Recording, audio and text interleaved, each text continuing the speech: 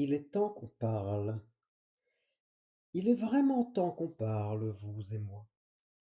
Ah, Jésus. Jésus le parfait. Jésus l'icône. Jésus l'exemple à suivre. Tout le monde connaît Jésus. Si l'on vous frappe sur la joue droite, tendez la joue gauche. C'est l'évangile selon saint Matthieu, chapitre 5. Et ne vous inquiétez pas, on va le lire. Tout le monde sait que Jésus n'est que bonté, amour, et ne refuserait jamais, par exemple, de porter assistance à une personne.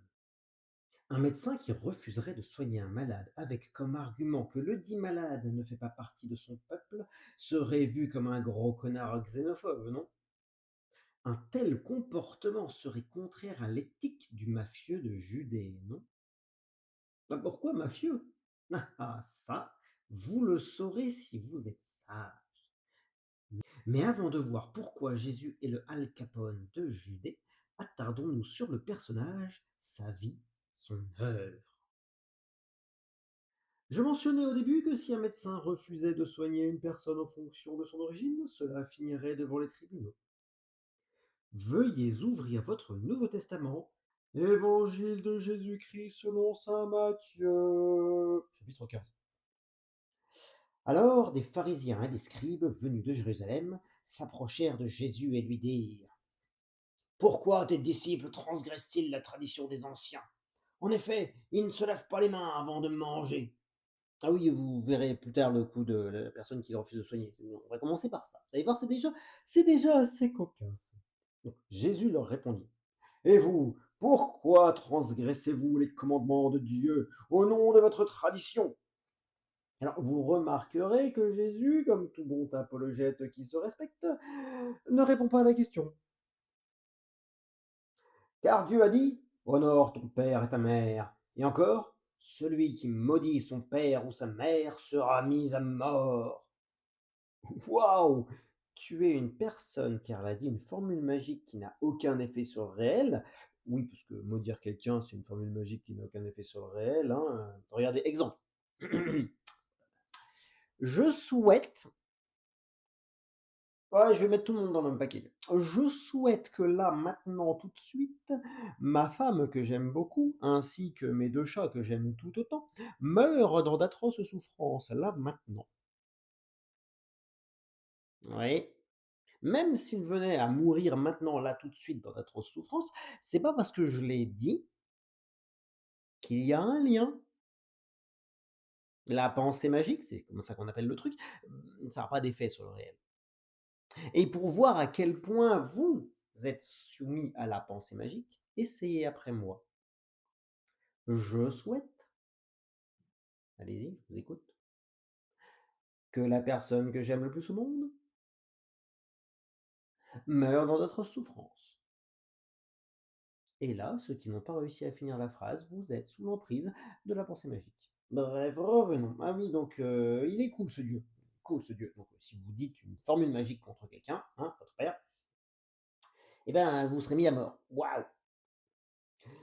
Et vous, vous dites, supposons que quelqu'un déclare à son père ou sa mère, les ressources qui m'auraient permis de t'aider sont réservées à un dieu. Dans ce cas, il n'aura plus à honorer son père ou sa mère. Ainsi, vous avez annulé la parole de Dieu au nom de votre tradition. Hypocrite. Et on sait très bien ce qui se passe pour les hypocrites dans l'Ancien Testament. Isaïe a bien prophétisé à votre sujet quand il a dit: Ce peuple m'honore des lèvres plutôt, mais son cœur est loin de moi. C'est en vain qu'ils me rendent inculte. Les doctrines incultes, oh, ça fait un petit jeu de mots sympathique au niveau audio. C'est en vain qu'ils me rendent inculte. C'est en vain qu'ils me rendent inculte. Voilà. Les doctrines qu'ils enseignent ne sont que des préceptes humains. Et nous avons vu, avec la Déclaration universelle des droits de l'homme de 1948, que les préceptes humains sont bien meilleurs que ceux de Dieu. Genre, par exemple, tu ne posséderas pas d'esclaves, l'esclavage est interdit sous toutes ses formes, blablabla. Blablabla. Jésus appela la foule et lui dit: Écoutez et comprenez bien, ce n'est pas ce qui entre dans la bouche de l'homme qui rend l'homme impur, mais ce qui sort de la bouche, voilà ce qui rend l'homme impur. Je ne savais pas que le vomi rendait l'homme impur, mais bon, bref. Alors les disciples s'approchèrent de lui et dirent: Sais-tu que les pharisiens ont été scandalisés en entendant cette parole? Il répondit: Toute plante que mon Père du ciel n'a pas plantée sera arrachée. Ouais, mais comme rien n'arrive sans la volonté de Dieu, bon bah toutes les plantes, même son Père n'a pas plantées, ont été plantées. Bref. Laissez-les, ce sont des aveugles qui guident des aveugles. Si un aveugle guide un aveugle, tous deux tomberont dans un trou. Alors, je sais pas pour vous, mais utiliser un handicap comme une insulte, un peu moyen, quoi, hein? Une personne très peu recommandable. Oh si, une personne très recommandable, c'est Jésus. Ah oui, c'est vrai qu'il est recommandable. Prenant la parole, Pierre lui dit: Explique-nous cette parabole. Non, il n'y a rien à expliquer, c'est un comportement de grand connard. Jésus répliqua: Êtes-vous sans intelligence, vous aussi?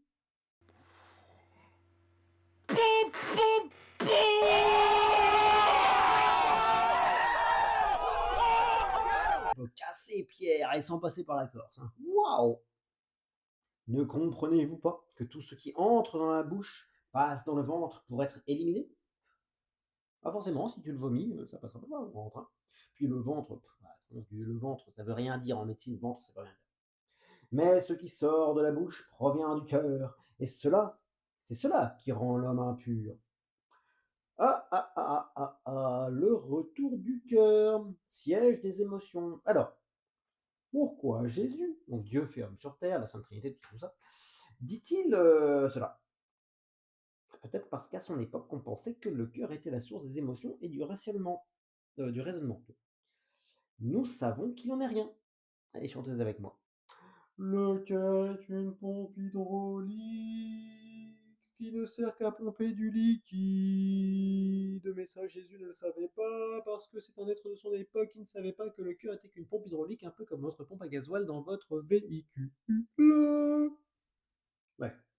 Car c'est du cœur que proviennent les mauvaises pensées. Meurtre, adultère, inconduite, vol, faux témoignage, diffamation. C'est cela qui rend l'homme impur. Mais manger sans se laver les mains rend l'homme impur. Ah, vous avez entendu? Hein? Non, non, vous avez rien entendu. À part un chat qui gratte dans sa caisse. Non, j'aurais juré avoir entendu un personnel soignant exploser au lointain. Bon, c'est peut-être que moi.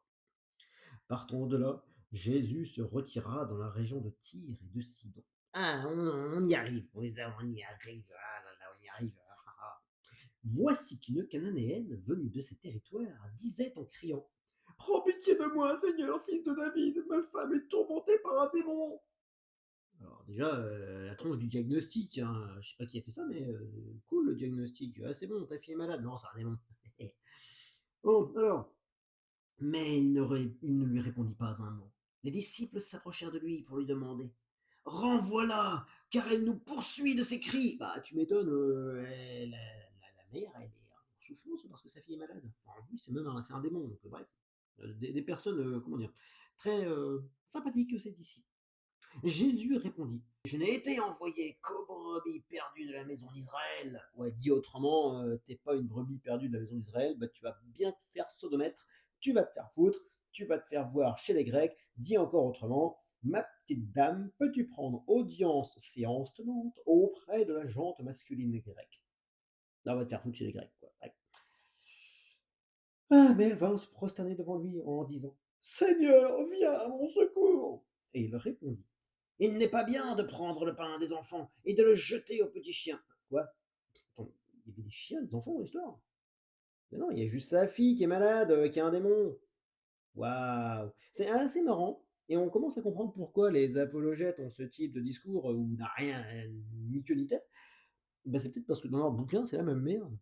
Bref, les petits chiens. Elle reprit: Oui, Seigneur, mais justement, les petits chiens mangent les miettes qui tombent des maîtres de table de leur maître. Camoulox! Bravo Jules, vous êtes notre nouveau champion. Un petit mot messieurs, avant de se quitter. Bâche, bulbe. Merci, bonsoir et à demain. Cacamoulax. Jésus répondit: Femme, grande est ta foi, que tout se passe pour toi comme tu le veux. Oh, du genre, elle vient de lui donner l'omnipotence, là, le petit Jésus, là. Si elle veut un truc, ça se passe. Et à l'heure Sa fille fut guérie. Bah, enfin, après les petits chiens qui mangent des miettes, etc., et le refus parce que c'était une cananéenne, enfin, il a soigné. Vous aurez noté hein, qu'en premier lieu, Jésus, le mafieux gourou de Judée, avait refusé de soigner l'enfant.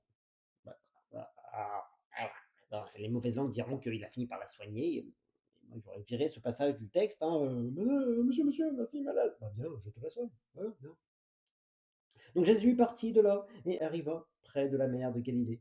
Il gravit la montagne et là s'assit. Ouais, vous allez voir, ça va être assez épique. Vous allez voir, ça va être trop bien. Mathématiciens de tout poil, ou même ceux qui aiment bien faire des maths et calculer des choses et dénombrer des choses, vous allez voir, allongez-vous, hein, parce que vous risquez de tomber de votre selle quand bien même vous êtes assis sur une chaise. De grandes foules s'approchèrent de lui, avec des boiteux, des aveugles, des estropiés, des muets et beaucoup d'autres encore.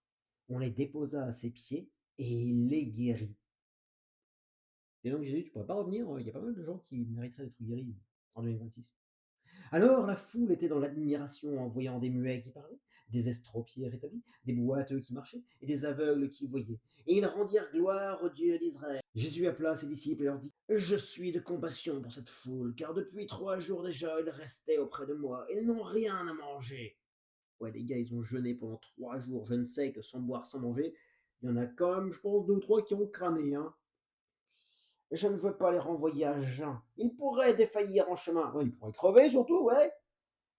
Les disciples lui dirent: Où trouverons-nous, dans un désert, assez de pain pour rassasier une telle foule? Eh ouais, dis donc, Jamy! Eh, dis donc, Jamy! Où est-ce qu'on pourrait trouver assez de bouffe dans le désert, Jamy? Eh ben, attendez, vous allez voir, ça va être simple. Eh ben, dis donc, Fred, c'est très facile, dis-je avec un véhicule qui passe à côté. C'est pas grave, on va le garder en otage. Jésus leur demanda: Combien de pain avez-vous? Ils dirent: 7, et quelques petits poissons. Alors il ordonna à la foule de s'asseoir par terre. La foule qui était déjà assise par terre, hein. Il prit les 7 pains et les poissons, rendant grâce. Alors, je suppose que ça veut dire rendre grâce, mais il a rendu grâce. Il les rompit, donc oui, il les a coupés en petits morceaux, et les donnait aux disciples, et les disciples aux foules. Tous mangèrent et furent rassasiés. On ramassa les morceaux qui restaient, et cela faisait 7 corbeilles pleines. Alors, nous avons 7 pains et quelques petits poissons. Alors, quelques, on n'a jamais dénombré. Ça se trouve, quelques, c'était 280 794 385,2 petits poissons. Et on n'a jamais su la taille des poissons non plus. Bref.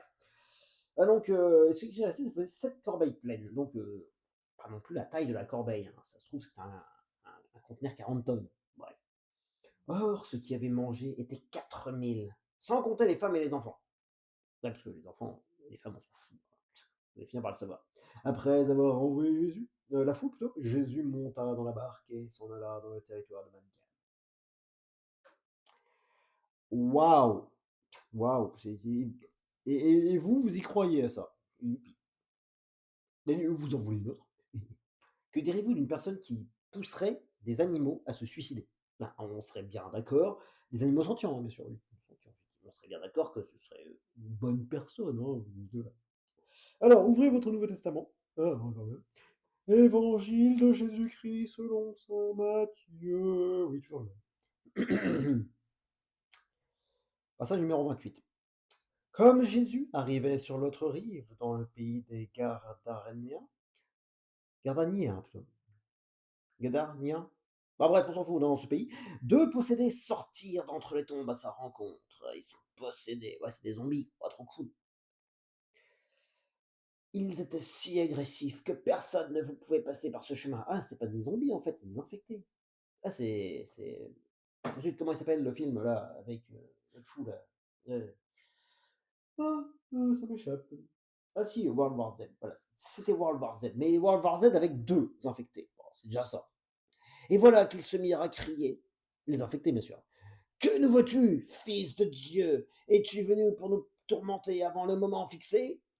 Bah non, normalement c'est Jésus, il n'a pas de raison de vous tourmenter. Quoique, vous allez voir. Il y a de quoi être, comment dire, méfiant. Or, il y avait au loin un grand troupeau de porcs qui cherchaient sa nourriture. Alors des porcs et des gruites, oui, oui, oui, oui, pas des porcs où on met les bateaux. Les démons suppliaient Jésus: Si tu nous expulses, donc des cornes, envoie-nous dans le troupeau de porcs. Et là, Jésus leur répondit: Non, mais allez vous faire mettre, je vais quand même pas. Ah non, c'est pas ça.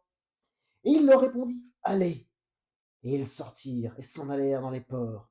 Et voilà que du haut de la falaise, le troupeau se précipita dans la mer, et les porcs moururent dans les flots. Et ils sont morts noyés, quoi. Bref, donc du coup, nous avons là un gars qui dit à des démons, ouais si, cassez-vous, mais du coup, allez dans les ports là, comme ça vous les ferez mourir dans atroce souffrance, la noyade, hein, voilà, la noyade. Et accessoirement, les porcs sont des animaux sentients, hein. Bref, les gardiens prirent la fuite et s'en allèrent dans la ville, annonçant tout cela, en particulier ceux qui étaient arrivés au possédé. Et voilà que toute la ville sortit à la rencontre de Jésus. Et lorsqu'ils le virent, les gens le supplièrent de partir de leur territoire. Tu m'étonnes, t'as un mec qui est capable d'envoyer des démons d'un corps à un autre. Je pense que tu peux raisonnablement avoir un peu les miquettes quant à ta propre vie ou la vie des gens qui te sont chers. Parce que genre, il y a un démon dans un gars, là, il y a un démon, et ben Jésus il peut dire, tiens, le démon, va dans cette personne ou cet animal. Pas de bol, cette personne, c'était ton être cher ou ton chien que tu aimes tant. C'est une belle personne ce Jésus. Et apparemment, je suis absolument sûr, levez la main, ceux qui connaissaient les passages, hein, voilà, hein, ouais, hein, à part ceux qui ont eu la curiosité de lire le Nouveau Testament, hein, vous connaissiez pas ces passages. Et bizarrement, c'est pas à l'église qu'on vous les donne. C'est pas non plus à l'église ou dans les cathédrales que vous voyez des petits cartels, donc des panneaux explicatifs, avec ce type de passage de la Bible, hein. C'est plutôt Jésus, amour, tout ça, tout ça. Que c'est étrange. Et pourtant c'est des passages du premier livre du Nouveau Testament, hein, c'est Saint Matthieu. Voilà. Les vendeurs Jésus ne sont pas très loquaces quand leur petit protégé fait des actions qu'on jugerait ignobles aujourd'hui. Non, ça fait combien de temps là que j'enregistre? Je ne sais pas, c'est pas grave. Comme vous êtes resté jusqu'ici, eh ben, je vais vous récompenser par une action qui n'est pas dans le graphique et dans la liste que vous allez voir juste après. Parce que, évidemment, là, c'est une action que Jésus fait. Là, ce que je vais vous narrer, c'est une action que Jésus demande que l'on fasse. Parce que je vous ai dit au début que Jésus était le Al Capone de Judée. Et tout bon mafieux qui se respecte ne fait pas de mauvaises actions. Il n'a pas les mains pleines de sang. Il fait faire par ses hommes de main. Alors, Évangile de Jésus-Christ selon saint Matthieu, oui encore, lui, c'est le premier livre du Nouveau Testament. Chapitre 18. À ce moment-là, les disciples s'approchèrent de Jésus et lui dirent, qui donc est le plus grand dans le royaume des cieux? Donc ça veut dire qu'il y en a plusieurs dans le royaume des cieux, parce que le plus grand, ça veut dire qu'il y en a d'autres. Oui, parce qu'à cette époque-là, il y avait plusieurs dieux en compétition, blablabla. C'est comme dans le Coran qu'on dit gloire à Allah, le meilleur des créateurs, dans la sourate qui donne la recette pour l'embryologie. Bref. Alors Jésus appela un petit enfant et il le plaça au milieu d'eux. Alors, tout ce qui va suivre, il y a un gamin au milieu de la foule, en plein milieu, là, juste à côté de Jésus, et qui va entendre tout ce que Jésus va dire là. Fermez les yeux et imaginez la scène. Vous avez un groupe de gens, et Jésus, là, en plein milieu, façon amphithéâtre, là, pouf, et à côté de lui, de Jésus, il y a un petit enfant. 15 ans de thérapie, vous allez voir. Et il déclara, Amen, je vous le dis, si vous ne changez pas pour devenir comme les enfants, vous n'entrerez pas dans le royaume des cieux. Mais celui qui se fera petit comme cet enfant, ou qui miaulera comme un chat, voilà, celui qui se fera petit comme cet enfant, celui-là est le plus grand dans le royaume des cieux. Et celui qui accueille, miaou, moi aussi, et celui qui accueille un enfant, oui, parce que évidemment, Paywalk s'est réveillé pile au moment où j'enregistre, hein. C'est pas un chat pour pédale. Bref. Alors, et celui qui accueille un enfant comme celui-ci en mon nom, il m'accueille moi. Celui qui est un scandale, une occasion de chute pour un seul de ces petits qui croient en moi, il est préférable qu'on lui accorde au cou, non, qu'on lui accroche au cou, une de ces meules que tournent les ânes et qu'il soit englouti en pleine mer. Malheureux le monde à cause des scandales. Inévitable qu'ils arrivent, les scandales. Cependant, malheureux celui par qui le scandale arrive. Oui, tout pareil. Oui, Wap est totalement d'accord, ce texte est pareil. Alors, je vais vous le refaire avec une voix, comment dire, vous allez voir, elle va être beaucoup plus raccord au personnage. Tony, si tout le monde est soi, Tony, Si tes paroles, par tes paroles, oui, tu fais douter un membre de la familia, Tony. Je te fais les bottes de plomb et tu vas nourrir les poissons au fond du lac, Tony. Tu m'as bien entendu, Tony. Maintenant, fais bisous sur la bague à la main, Tony. Avouez que c'est la même chose, hein. Et là, bah, les apologètes vont dire que oui, non, c'est une parabole. Donc ça non plus, hein, c'est étrange, hein, on ne vous le montre pas dans les églises. C'est dommage. Et pourtant, hein, j'en ai visité des églises des cathédrales, beaucoup, des petites chapelles aussi. Et ça, je ne l'ai pas vu. Je ne l'ai pas vu, je ne l'ai pas trouvé, personne ne me l'a dit, je ne l'ai pas entendu. Même quand j'allais au catéchisme, bizarrement, c'est moi qui posais les questions au prêtre pour savoir. Voilà. Toi aussi, tu veux poser une question au prêtre? Pourquoi est-ce qu'on doit cramer les chats à la Saint-Jean? Hein? Au effet de la Saint-Jean? Ouais, c'est clair, moi aussi. Mais dis donc, Jimmy! Mais pourquoi on doit cramer des chats à la Saint-Jean? C'est pas très sympa, ça, dis donc, de cramer des chats. Voilà, voilà, voilà. Bon, nous avons vu hein, que Jésus, Jésus, comme Allah, comme Yahweh, était pas exempt du tout, du tout, du tout, du tout, du tout, du tout, de prendre cher devant un tribunal. Et bah du coup, graphique, voilà. Et puis liste des actions. Voilà.